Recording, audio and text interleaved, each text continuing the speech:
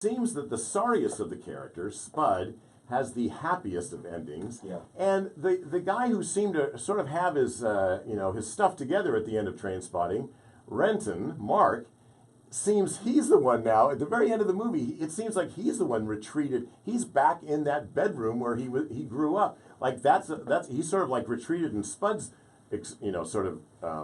growing wings. Is that how you intended it to be, kind of a contrast, compare and contrast? It was wonderful to give the person who appeared to have the least future in the first film, Yeah. to be the one who appeared most chaotic and potentially self-destructive, emerges with a voice that's really valuable. And the voice of the first film, the voiceover, literally, right. Agent Renton, is reduced to silence in a way, though he's dancing. Yes, that's true. He is alive, he's dancing, but he's got nothing to say really in a way, because he makes a kind of silent atonement with his father for not having returned for his mother's funeral, which is unforgivable really under any kind of moral code. But yeah, it's Spud who will speak for all of them now, and you get this loop back to the original film and the original novel. Really, it's almost like he's writing. Yes. He's writing Renton's voice exactly as the movie ends. Yeah, and in that case, how did Welsh, the writer, Irvin Welsh, who wrote Trainspotting, did he see? Oh, I'm Spud. Yeah. Yes? No, he was cool about that. Really, I think he's happy because he kind of lives. It's very interesting, Irvin. He's very, very supportive, and he's in the movie. He plays a small part. Like Yeah, so I read that after I saw the movie. I missed him. I'm going to go back and see it. He's very quick, but he is there. Yeah. And so he's very supportive of what we do. But when he goes back to those characters in his own books, which he does occasionally, because he kind of cherry picks them for different occasions, he writes them not like we write them for the movie and the actors perform them for the movie. He writes them in their original tone of voice that he has, which is slightly different. Yes. As soon as you cast an actor, you narrow down a novel's character, because when you read a novel, everybody has a kind of general picture of, and it'll vary with people, of course. Whereas in a movie, it can't vary. It is Ewan McGregor or it is Ewan Bremner. It's those guys now. But he maintains that independent voice of theirs, which is his. So the two sort of run in parallel, really, the movie adaptations and the books themselves. So this is a kind of a tricky question, but I'm going to try to make it clear. You were about 40 when you did the first Trainspotting. So it was a 40-year-old filmmaker about 20-somethings. Yeah. Now you're like a 60-year-old filmmaker making a movie about 40-somethings.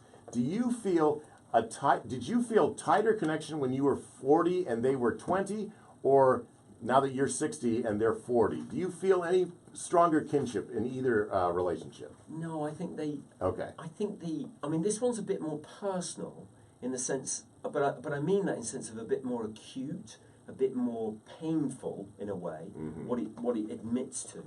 But the sense of identity with it was still very strong in the first one. Okay. I mean, I made that in my late 30s, and I was a kind of... I mean, again, what one of the things the film is about is how men hang on to their past so much. I was still enjoying myself at that time in terms of their lifestyle, and we used those appetites we all had to flavour the first film. But no, I still feel that connection with them now. Okay. And they're curiously... And I think it's what people see in them. Obviously, these are very extreme characters. They're not like me. Yeah. And they're not like anybody in the audience. You might know somebody like Begbie, but you don't know somebody who's as violent and psychotic as Begbie. Right. I hope you don't anyway. Yes. But they do represent something for us, though, I think. Their connection with our childhood, with people that we knew, with friendship, those kind of lifetime friendships. It's like Tommy says in the first film, it's terrible what Begbie is like, but he's a mate. So what can you do? Right. He will always be a mate. Even though you don't like him, he's a mate. Yeah. So I'd like to actually ask now about the more practical consequences. It's remarkable that you could get the four main actors all available at the same time, and then even Kelly MacDonald, for a bit too. How tricky was that, arranging for all of these actors, and did all of them want to do a remake in equal fashion, or did you have to talk some harder into doing it than others? No, we were very lucky. They were all susceptible to it, especially when we sent them a script, because I knew, although the script wasn't finished, I knew the script was good and they would do it, because it had a unique element to it, which is it deals with all four of them equally. Yeah. So it's funny, you don't get the sense from the movie of two of the leads and the two are supporting. Right, you're right, that's a good... Anything like that. They have equal time in a way, and equal pathos. You know, their stories are fully told, each of them. I knew that would attract them. And we built on that, so we said that the deal, we didn't want to get any of the agents or managers involved, so there was no sense of who's had the much more, you know, visible career since we did the first one. We said everybody's equal, it's a co-op. They'll all get paid the same, it's not a lot of money, because we want to make the money under a certain price, so we're free to do what we want.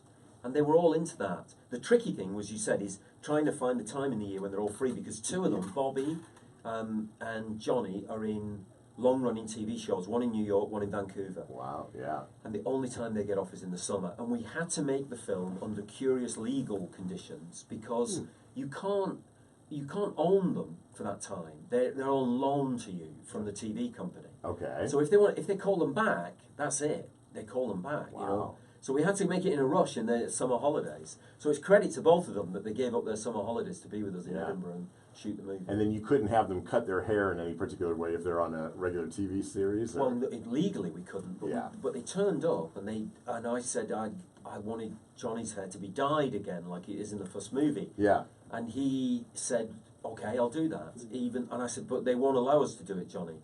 And he said, "I'll do it." And he just did it. And the same with Bobby. He cut off all his hair, which was in this show in America. And that's their power as part of a TV empire, because when they're in those long-running shows, they can kind of behave like that, and the company has to respond by giving them a wig.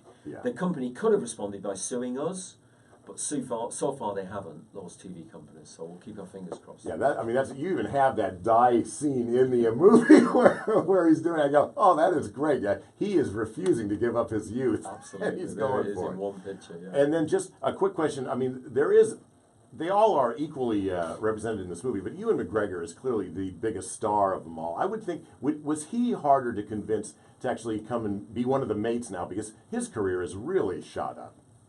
Well, yeah, but he was, I think all of us felt that we kind of owed a debt of obligation to behave as though we were making the first film again. Because it was such a big factor in all our careers. Yeah. That, you know, in different ways, but it was a lift for all of us enormously.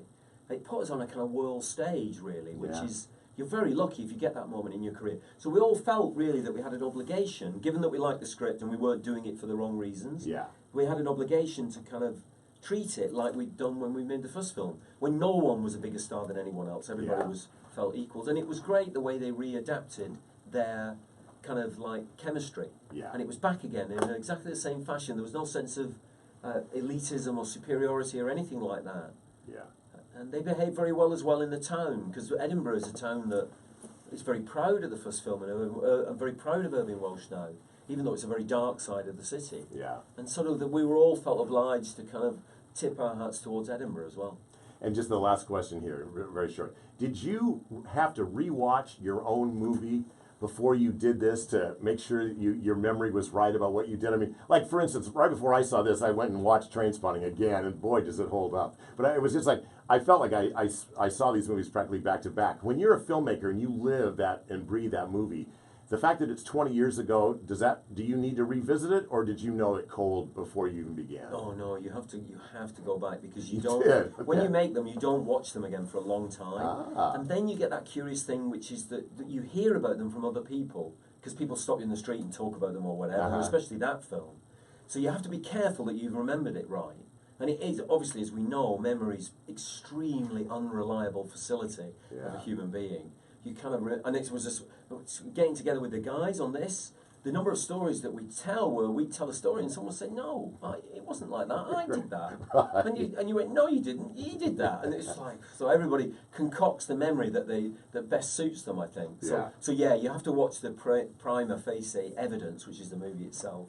But not too much. You know, you've got to be careful about not overdwelling on it. You know. Now, did the cast members treat you like a mate or a dad? It's a mate, really. Yeah, okay, yeah, that's good. They kind of like, because they don't have much respect for directors anyway, which they would regard as being pretty healthy. So no, we kind of all club in together, really. Yeah. They're very, very good to work with, for me, and they have a chemistry that's incredible compared to I mean, they're all individually really brilliant actors, yeah. but when they get together, there's something happens which we obviously chanced upon in the first film, and we're very lucky to be able to repeat in the second one.